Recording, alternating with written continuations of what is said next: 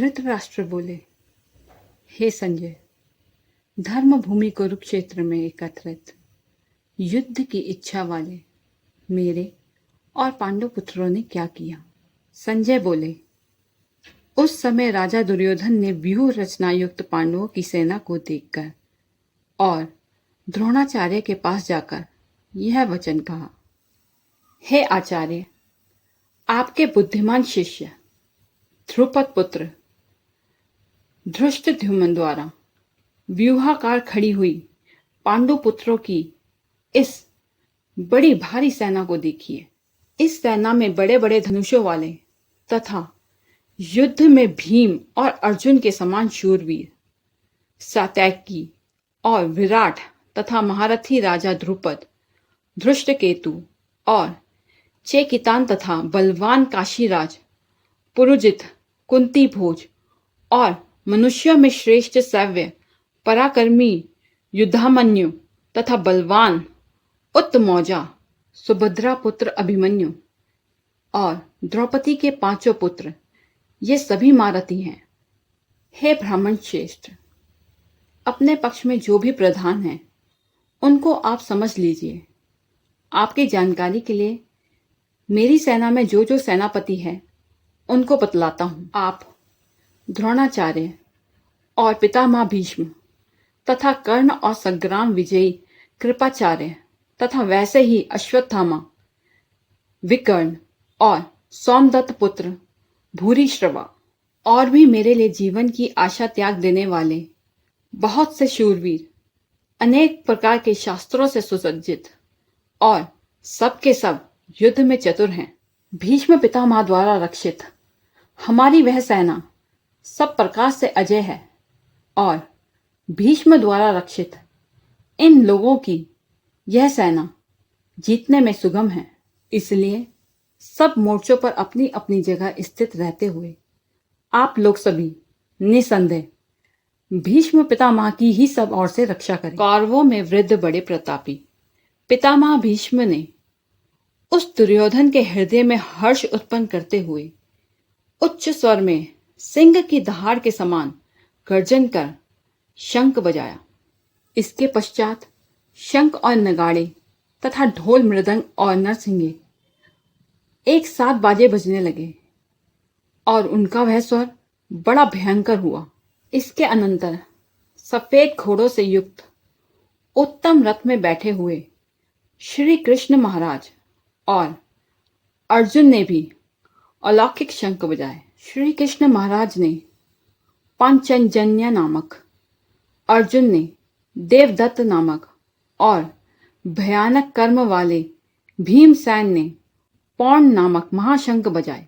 कुंती पुत्र राजा युधिष्ठिर ने अनंत विजय नामक और नकुल तथा सहदेव ने सुघोष और मणिपुषक नामक शंख बजाए।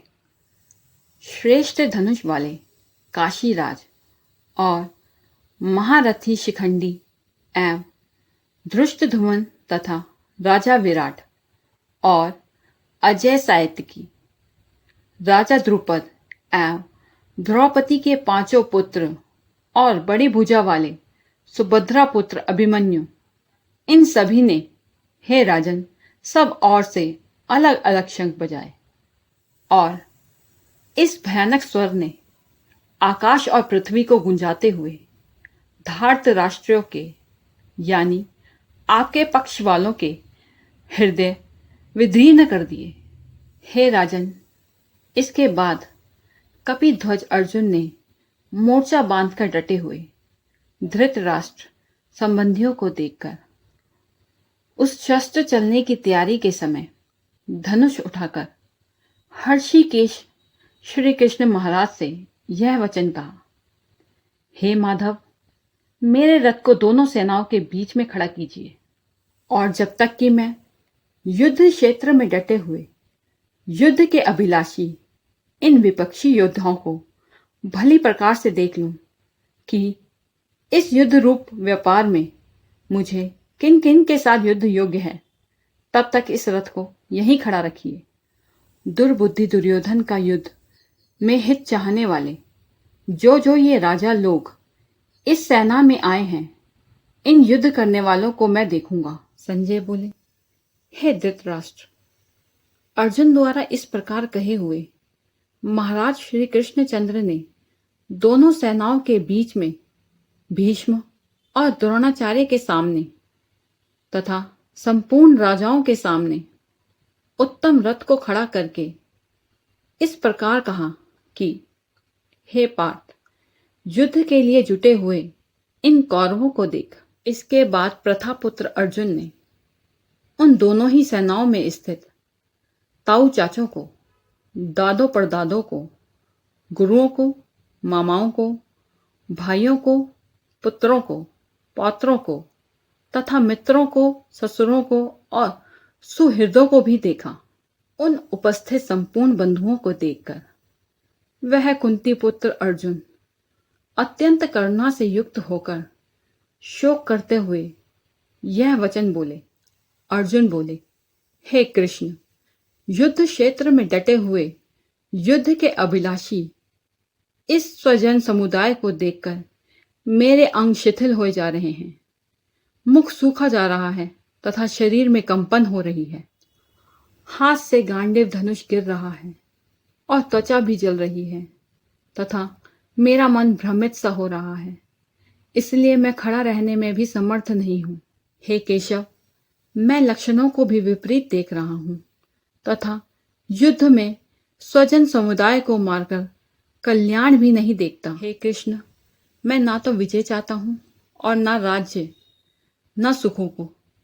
हे गोविंद, हमें ऐसे राज्य का क्या प्रयोजन अथवा ऐसे भोगों से और जीवन से भी क्या लाभ है। हमें जिनके लिए राज भोग सुखादि अभिष्ट हैं, वे ही ये सब धन और जीवन की आशाओं को त्याग कर युद्ध में खड़े हैं।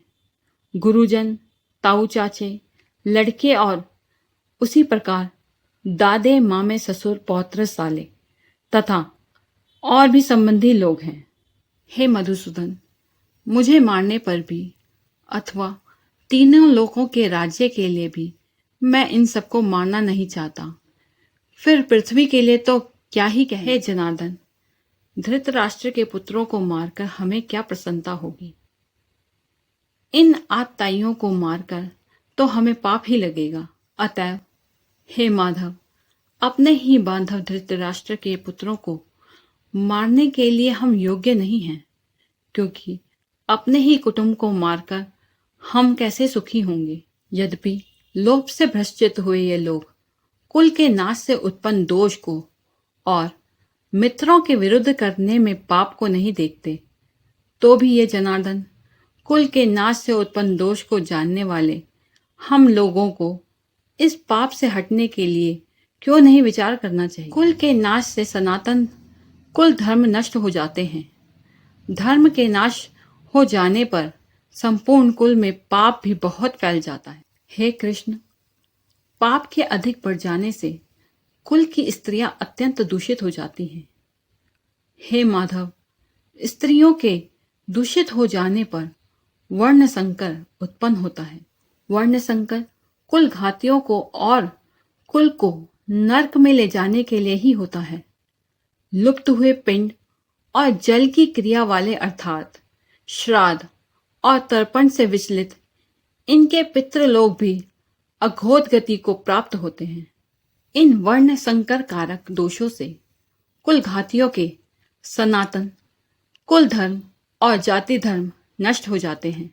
हे जनार्दन, जिनका कुल धर्म नष्ट हो गया है, ऐसे मनुष्यों का अनिश्चित काल तक नरक में वास होता है, ऐसा हम सुनते आए हैं।